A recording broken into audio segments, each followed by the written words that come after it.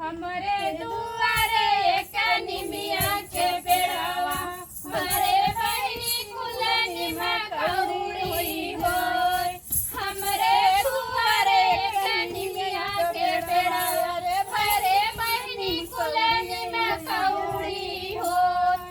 पहले पठौनी जब गईली ससुरवा पहले पठौनी जब गईली ससुरवा हरे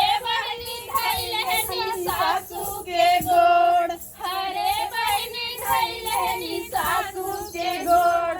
हमरे नी सास रानी ऐसन आशीष हमरे नी सास रानी ऐसन आशीष हरे बहनी तोहरे बेटौई होय।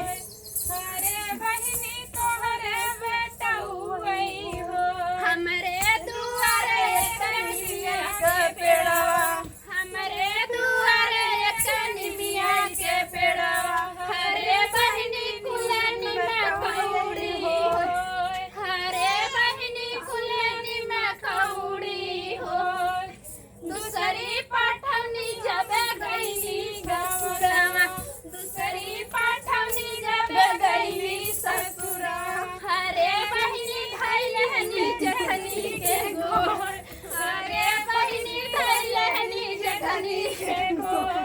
हमरे नी जेठान रानी ऐसन आशीष हमरे जेठान रानी ऐसन आशीष हरे बहनी तोहरे बिटिया वही होय। हरे बहनी तोहरे बिटिया वही होय होय होय।